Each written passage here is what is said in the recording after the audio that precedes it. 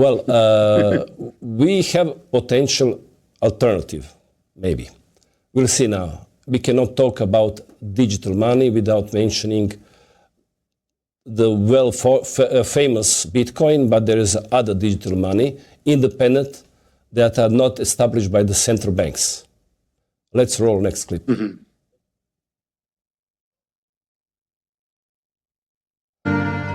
A documentary on CBDCs would not be whole unless it touched on the subject of Bitcoin. We must understand that without the invention of Bitcoin, CBDCs would not have been possible. In the middle of the financial crisis of 2008, Bitcoin was released anonymously onto cypherpunk forums. It was the first peer-to-peer encrypted digital money system that utilized blockchain technology. Now let's take a look at the background of Bitcoin. At this very important time in US dollar history, right as the great financial crisis is like peaking.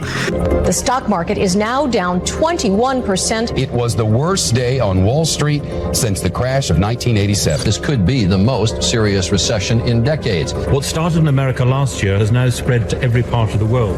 It was released anonymously into the cypherpunk mailing list. Now, this is the first peer-to-peer monetary transaction. In other words, you didn't need to go through a bank or a financial middle person. The Bitcoin white paper that was published by an anonymous person. Satoshi is what everybody calls him, right? Yeah. We don't even know if it's a him or her. We know nothing about this person. Publishes a fairly elaborate brief white paper which describes the technical basis for this new thing that the unknown person is calling Bitcoin. The program was launched.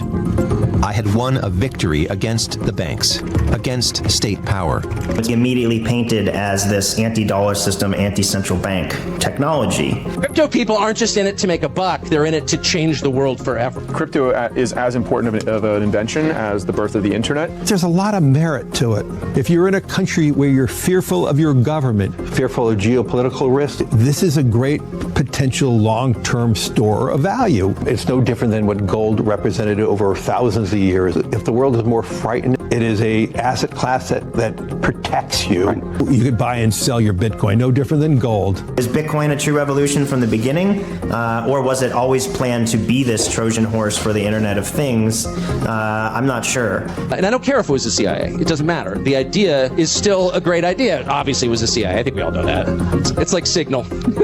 They got there first. It's a honey trap. Blockchain was invented by Bitcoin and forms the technological basis of CBDCs. The true identity of Bitcoin's inventor, Satoshi Nakamoto, remains a secret to this day. A man named Craig Wright claimed to be Satoshi, and another man was accused of being him. Both of these men made suspicious remarks implying that Bitcoin was an intelligence operation of some kind. Newsweek reports that he is the mastermind behind Bitcoin. 64-year-old Dorian Satoshi Nakamoto emerged and walked right into a media frenzy. When confronted about Bitcoin, he said, "I am no longer involved in that, and I cannot discuss it." I was the main part of it.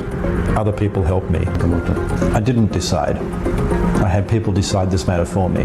Now, there remains the possibility that the central bankers utilized the Western intelligence services to create Bitcoin. Bitcoin tested and prototyped cryptocurrency technology and served to market digital money as cool and anti-system. And now, 15 years later, with all the programming having been done and the technology in a more mature state, the central bankers can cherry-pick the best tech with which to deploy their CBDCs worldwide. It's incredibly likely that Bitcoin was an intelligence operation that came out of the US or Britain or, some sort of kind of the Five Eyes kind of system. It's entirely possible. I mean, there's a lot of connections with certain algorithms to the NSA. SHA-256, which is kind of the main hashing algorithm in Bitcoin, was invented by the NSA. We are also now... Well, everybody have a question about Bitcoin. Is it really independent, or is it just some kind of operation from the side of Secret Service or the NIH, what you mentioned here, or CIA, what Tucker Carlson said? Yeah, I think I was an early supporter of Bitcoin. I fell for the story, but it's sort of after making Planet Lockdown and looking into this more, it does seem like the central bankers got the intelligence services to make Bitcoin as a way to sort of get the technology out there and make the first invention and market it as cool and get people comfortable with using digital money. I think if they just came out with CBDCs, no one would want them. So they needed to get people to start to use digital money and get comfortable with it. And what better way than to launch Bitcoin, have everyone who uses it get rich, and they kind of lure lure people into the use of the technology through making money, through profit. So now we're seeing Bitcoin go up very high. It probably will. It remains to be seen. Maybe they'll leave it as a parallel asset class in this new financial system. But I think you can make money with it. But at the same time, it is sort of a part of the problem. I mean, the use of this technology is a problem. But again, on the other hand, like you could have a good form of digital money or cryptocurrency you could use with privacy in it. But what's going on now is I think the Bitcoin enthusiasts don't appreciate the privacy problems and the sort of civil rights problems with Bitcoin. They only look at the good side and not the bad side. And the privacy problems, the authoritarian digital society issues that Bitcoin has introduced, I think need to be looked at more by people, more skeptically.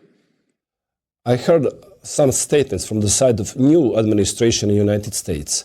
Trump said that he will ban central bank digital dollar. But also I heard from his administration suggest to invest in cryptocurrencies, in crypto money. If everything is controlled from both sides, that means Bitcoin and the central bank digital money is controlled from the one source, then this statement doesn't have any sense. Yeah, one thing I think in US and UK, they're not going to do a CBDC, and there are constitutional problems with introducing CBDC in the United States that they can't resolve or get around. So it looks like what they're doing is making bank issue stable coins. So there's like JP Morgan and Bank of America will have JP Morgan coin, Bank of America dollar token coin, and it's basically dollar-backed digital stable coins. So they'll make, and then these stable coins can be programmed just the same way as CBDCs. So we also have lots of anti-money laundering, know your customer regulations.